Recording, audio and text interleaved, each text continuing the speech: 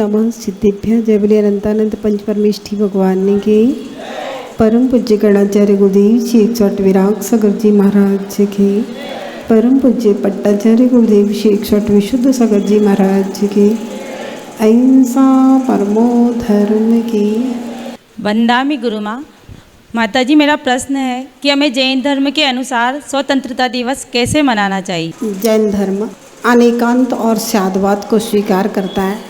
प्राचीन काल में जितने भी सम्राट हुआ करते थे वे सब जैनी हुआ करते थे। एक और जैन धर्म जहाँ अध्यात्म की बात करता है तो चींटी की रक्षा की भी बात करता है। दूसरी ओर जैन धर्म जब न्याय और नीति की बात करता है तो युधिष्ठिर, भीम, अर्जुन, मोक्षगामी जीव भी महाभारत जैसे युद्ध की संरचना कर देते हैं। और जब समय आता है तो मोक्षगामी श्री राम भी रावण से युद्ध कर लेते हैं। श्रावक धर्म और मुनि धर्म दोनों बिल्कुल डिफरेंस धर्म है। मुनियों के ऊपर उपसर्ग आए, कोई गर्दन काटते तब भी मुनि अपने ध्यान साधना में अडिग रहते हैं, निश्चल रहते हैं, या तो समाधि को प्राप्त हो जाते हैं या फिर केवल ज्ञान को प्राप्त करके निर्वाण को प्राप्त हो जाते हैं। लेकिन श्रावक जो राज्य शासन कर रहा है, जो अपने परिवार को चला रहा है, शासन की जो न्याय नीतियाँ होती हैं उन सब का पालन करता है। तो जैन धर्म के अनुसार स्वतंत्रता दिवस कैसे मनाना चाहिए? जब देश परतंत्र हो गया था तब क्या दशाएं थीं देशवासियों की, उन दशाओं को देख करके हृदय दहल जाता है।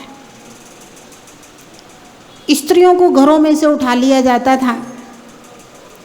कोई मजदूर, कोई किसान अगर एक भी शब्द बोल दे तो अंग्रेजी शासक उसको हंटरों से और डंडों से पीट पीट करके जमीन में जब तक गिर ना जाए तब तक पीटते थे। सारे खेतों का अनाज जमा कर लिया जाता था। बहुत खराब स्थिति थी। विचार करना है आखिर ये देश परतंत्र क्यों हुआ था और फिर हमारा भारत देश स्वतंत्र कैसे हुआ। जागृत हो जाए तो कुछ भी असंभव नहीं है और सो जाए तो सब कुछ संभव है। हम जब जागृत हुए हैं तो हम पुनः न सोए। स्वतंत्रता दिवस ऐसे ही मनाएं, विदेशी वस्तुओं का बहिष्कार करें, विदेशी जॉब का बहिष्कार करें, विदेशी कपड़े, विदेशी जूते, विदेशी खान पान, विदेशी रहन सहन, उन सब चीज़ों का बहिष्कार करें और हमारे देशी खान पान, देसी पहनाव उड़ाओ। जिस पहनाव उड़ाओ में स्त्री एक माँ और बहन और पुत्री जैसी दिखाई देती है और विदेशी पहनाव उड़ाओ में वहाँ तो स्त्री सिर्फ एक बोग्या दिखाई देती है, आधे अधूरे वस्त्र। सबसे पहले अगर देश की स्वतंत्रता चाहते हैं, स्त्रियों की इज्जत और सम्मान को चाहते हैं तो हमारी देश की युवतियों को, महिलाओं को, बच्चियों को अच्छे भारतीय परिधान पहनने की अभ्यास करें। भले ही साध्वी के वस्त्र ना पहने, कम से कम सादगी के वस्त्र पहने। हमारा खान पान, हम लोग फास्ट फूड पर जा रहे हैं। जिस घर में दूध और घी की नदियाँ बहती थी, जहाँ रोज हलवा पूड़ी और खीर खाई जाती थी, जो पौष्टिक होती थी, ताकतवर होती थी, वहीं पर पिज्ज़ा और क्या क्या होता है, बर्गर और चाउमीन, पता नहीं क्या क्या ऐसी चीज़ें खाई जाती हैं जिनमें जो फास्ट फूड बाहर का आता है, बताते हैं किसी में मांसाहार है, किसी में खून है, किसी में कुछ है, किसी में कुछ है। सबसे ज़्यादा खान पान बिगड़ने से खानदान बिगड़ जाया करता है। तो हमारा पहनावा ओढ़ाओ, हमारे घर परिवार की जो संरचना थी और हमारा जो भारतीय खान पान था, अगर हम उन सब चीज़ों को वापस ले आए तो निश्चित रूप से स्वतंत्रता दिवस मनाना सार्थक और सफल हो। वंदामी गुरु माँ, एक और प्रश्न है। हाँ, अब जिस दिन हमारा उपवास होता है तो उस दिन हमें आहार देना चाहिए या नहीं? क्योंकि बहुत सारे लोग बोलते हैं कि तुम्हें आहार नहीं देना चाहिए। ऐसा है, जैन दर्शन अनेकांतवाद है ना। बहुत सारे निर्णय परिस्थिति और विवेक के अनुसार भी करने पड़ते हैं। तो जिस दिन हमारा उपवास है, अगर बहुत सारे लोग आहार देने वाले हैं, बहुत सारी व्यवस्थाएं हैं, तो हम आहार न दे करके भगवान की भक्ति, माला जाप आदि कर सकते हैं। लेकिन जहाँ आवश्यकता है साधु की वैयावृत्ति की और हमारी ही आवश्यकता है जहाँ पर, तो वहाँ पर हम आहार दे करके उपवास के दिन भी वैयावृत्ति करके भी पुण्य कमा सकते हैं। ये अपना विवेक और परिस्थिति के ऊपर निर्भर है। वंदामी माता जी, सभी को जय जिनेन्द्र। माता जी, मेरा प्रश्न ये है कि हमारे दरवाजे पे कोई भिखारी आता है भीख मांगने, हम उसे खाना देते हैं, वो खाना नहीं लेता है और वो 10, 20, 50 रुपये जो भी हम उसे देते हैं वो ले जाता है। लेकिन उसी पैसे को वो शाम को जाके या तो वो दारू पीता है या जुआ या सट्टा किसी में लगाता है, तो उसका पाप किसे लगेगा? ऐसा है, रुपया दान कहीं नहीं कहा गया है। आहार दान, औषधि दान, अभय दान और ज्ञान दान कहा गया। तो आप भिखारी को भोजन दान दे रहे हो, भोजन लेता ही नहीं है ना माता जी, वह कहीं नहीं से लेता आता है। हाँ। तो भाई हमारे घर में पैसा नहीं है, भोजन ही है, तो वो 2-4 उटपटांग बात बोल के चला जाता है। कोई दिक्कत नहीं है। कौओं के कोसने से ढोर नहीं मरते हैं, किसी की बद्दुआओं से मेरा कुछ नहीं बिगड़ता है। अगर हम अपने मार्ग में बिल्कुल सही हैं तो।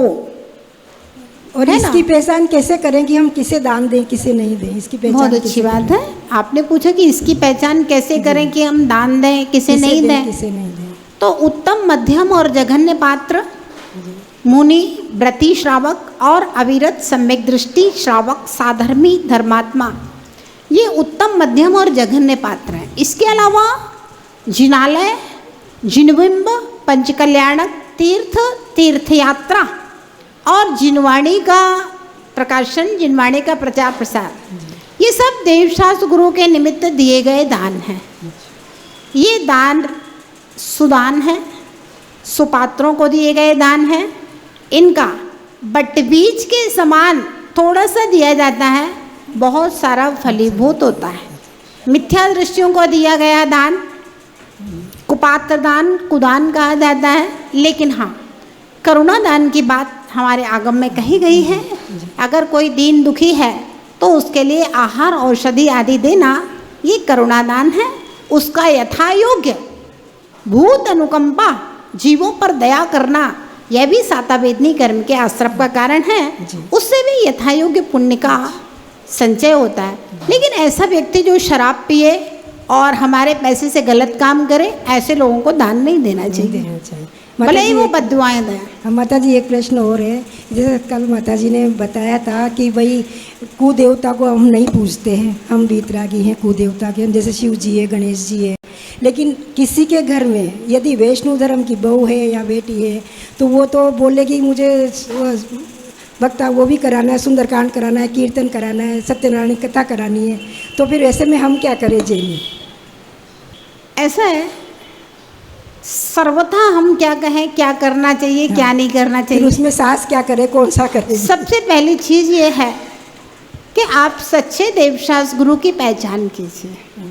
जब आपको समझ में आ जाएगा कि सच्चा देवशास्त्र गुरु का मतलब क्या है, तो स्वतः आपको समझ में आ जाएगा कि मुझे क्या करने चाहिए, क्या नहीं करना चाहिए। लेकिन माता जी बहू को कैसे मना करें कि भाई ये नहीं करना, ये करना? पहले हम दूसरों को ना समझाएं, पहले हम स्वयं समझें और स्वयं आचरण करें। फिर दूसरे को समझाना बहुत मुश्किल काम है ना। तो दूसरे को समझाने की अपेक्षा से पहले हम स्वयं समझ जाएं, उसके बाद दूसरे के विषय में बाद में विचार किया जाएगा। वंदामी माता जी, हम प्रतिदिन मतलब मैं जिनेंद्र भगवान के सामने चतुर्विध संघ की आरोग्य के लिए आहार विहार निहार मतलब सभी क्रियाओं के सानंद और अच्छे से निर्विघ्न संपन्न होने की प्रार्थना करती हूँ प्रतिदिन। तो ये जिनेंद्र भगवान के सामने करना चाहिए या ऐसे ही घर पे भी हम कर सकते हैं? दोनों प्रकार से कर सकते हैं। अगर हम जिनेंद्र भगवान के सामने हैं तो जिनेंद्र भगवान के सामने भी कर सकते हैं। शांति धारा और शांति पाठ जो पूजा के बाद होता है, उसका मतलब यही होता है सभी जीव सुखी रहे, चारों ओर सुख रहे और शांति रहे। और हम अगर घर में हैं तो हम घर में भी कर सकते हैं, दोनों जगह कर सकते हैं, इसमें कोई बाधा नहीं है। वंदामी माता जी, माता जी देश का नाम भारत देश कैसे और क्यों रखा गया? हमारा भारत देश भरत का भारत कहा जाता है। ऋषभ देव के पुत्र, आदिनाथ के पुत्र, प्रथम चक्रवर्ती भरत, जिन्होंने पूरे 6 खंड को विजय प्राप्त किया था। ऐसे चक्रवर्ती भरत के नाम से ही उसी समय से जब चक्रवर्ती भरत हुआ चतुर्थ काल के प्रारंभ में, उसी समय से यह देश भारत देश कहलाया। ये भरत का भारत है, इंदिरा का इंडिया नहीं है। और इसको भरत का भारत ही बोलना चाहिए, इंदिरा इज इंडिया नहीं है। वंदामी माता जी, मेरा ये प्रश्न है कि मेरे जीवन में ऐसा कब पुण्य का उदय आएगा जब मैं आपसे दीक्षा लूँगी?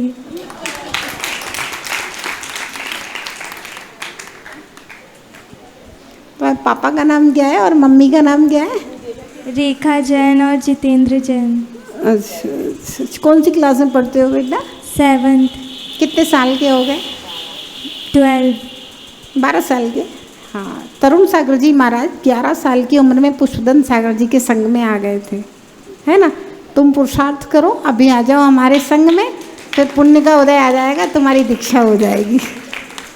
माता जी, सवेरे अशोक वृक्ष प्रातिहार्य का वर्णन चल रहा था और तीर्थंकर मुनिराज जिस वृक्ष के नीचे बैठ करके तपस्या करते हैं वही वृक्ष अशोक हो जाता है।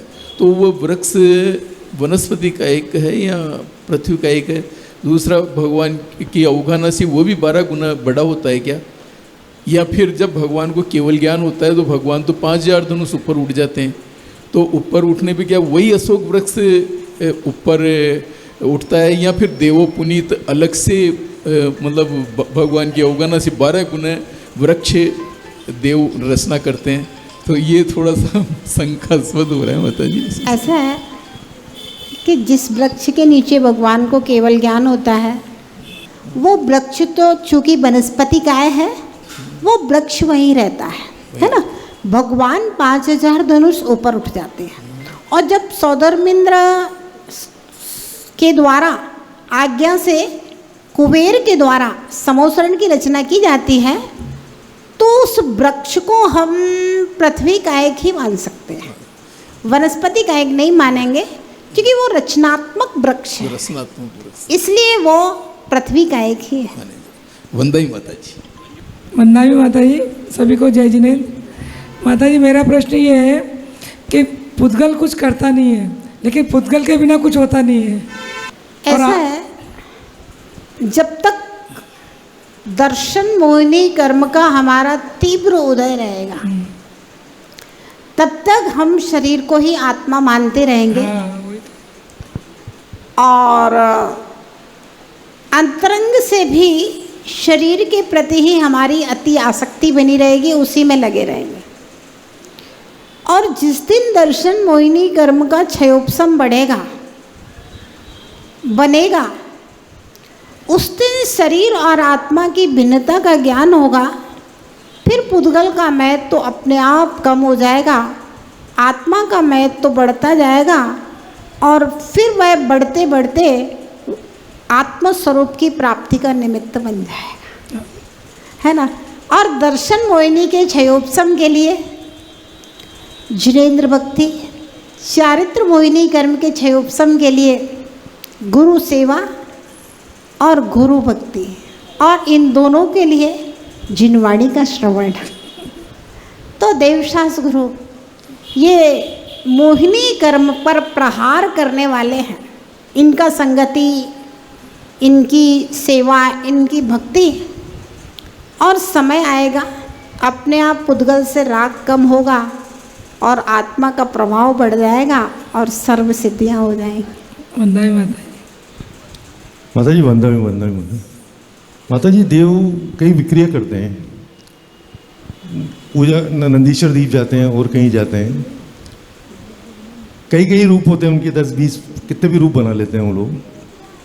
तो जब उनकी आयु पूरी होती है तो उनका मरण कहाँ पे होता है? उनका मूल शरीर तो उनके विमानों में होता है, पर वो विक्रिया से कई जगह होते हैं। तो फिर उनकी आयु जब पूरी होती है तो उनकी मृत्यु कैसे होती है? कैसे, क्या व्यवस्था रहती है इसमें? ऐसा है, देवों की जब आयु पूर्ण होती है उसके 6 महीने पहले से चेहरे की कांति, वस्त्र आभूषणों की कांति कम हो जाती है और माला मुरझा जाती है। उनको महसूस हो जाता है अब मेरी आयु इतनी रह गई है, और अवधि ज्ञान से जान भी लेते हैं। अब उस समय होता ये है कि जो मिथ्या दृष्टि लोग रहते हैं वो बहुत ज़्यादा टेंशन में हो जाते हैं, उनकी बात नहीं कर रहा हूँ, है ना। लेकिन जो टेंशन में हो जाते हैं तो फिर वो टेंशन में ही उनका मरण होता है संक्लेश पूर्वक। लेकिन जो सम्यक दृष्टि देव होते हैं, ऐसा प्रथमान युग में पढ़ने में आया है कि चैत्य वृक्ष के नीचे, क्योंकि हर विमान में वृक्ष चैत्य वृक्ष होते हैं, प्रतिमाएं होती हैं, चैत्य वृक्ष के नीचे कभी कोई देव संबोधन करते हुए अथवा वे स्वयं नमोकार का जाप करते हुए अंत में प्राणों का विसर्जन करते हैं। और विक्रिया वाले शरीरों का क्या होता है माता जी? जो विक्रिया से शरीर मान लो नंदीश्वर दीप में है, वो तो कपूर की तरह सब उड़ जाएगा, वो तो खत्म हो जाएगा। विक्रिया तो पैदा हुई खत्म हुई, वो कोई अपने जैसा शरीर थोड़ी ना है कि अंतिम संस्कार करना पड़ेगा। तो ठीक है, मतलब मूल शरीर पे आके ही जाती है। मतलब क्या है, विक्रिया के द्वारा इधर उधर घूम के जब अंत समय आ जाता है तब फिर वो विक्रिया कुछ नहीं करते, शांति से चैत्य वृक्ष के नीचे बैठ करके नमोकार का स्मरण वगैरह करते हैं, जो सम्यक दृष्टि देव है। और मिथ्या दृष्टि तो संक्लेश से आके फिर तो उनकी तो गति बिगड़ जाती है। मिथ्या दृष्टि की तो गति बिगड़ जाती है ना, मतलब गति बिगड़ जाती है। वंदे माता जी। माता जी, आजकल प्राय देखा गया है सभी मंदिरों में चंदन की जगह केसर का उपयोग लेते हैं, चंदन की जगह केसर का उपयोग करते हैं, सभी मंदिरों में देखा जाता है। तबकि चंदन की तासीर तो है ठंडी और केसर की है गर्म, और बहुत से मंदिरों में जैसे मीठा रंग भी ले लेते हैं, तो ये कहाँ तक उचित है? ऐसा है, थोड़ी सी केसर डाल करके उसको चंदन की लकड़ी से घिस दीजिए और थोड़ा सा कपूर मिक्स कर लीजिए उसमें, है ना, तो वह केसर जरा सी चंदन मिक्स हो करके कपूर डाल के वो ठंडा हो जाएगा। वंदना माता जी। वंदना माता जी, सभी को जय जय। माता जी, मेरा प्रश्न ये है कि पार्श्वनाथ भगवान के आगे चिंतामणि क्यों लगाते हैं? चिंतामणि एक रत्न होता है ना, वो जिस व्यक्ति के पास आ जाता है, वो जिस वस्तु का चिंतन करता है वो उसको प्राप्त हो जाती है, जिस बारे में सोचता है उसको प्राप्त हो जाती है। तो कहा पार्श्वनाथ भगवान चिंतामणि पार्श्वनाथ, मतलब पार्श्वनाथ भगवान का जो भक्त हो गया और सच्चे मन से अगर भगवान की आराधना करता है तो वो जो चिंतन करता है वो उसको मिल जाता है। इसलिए पार्श्वनाथ भगवान के नाम के आगे चिंतामणि पार्श्वनाथ लगाया है। जलोकर्णी आर्य के 105 विभा श्री माता जी की जय। जय बोले महावीर भगवान की जय।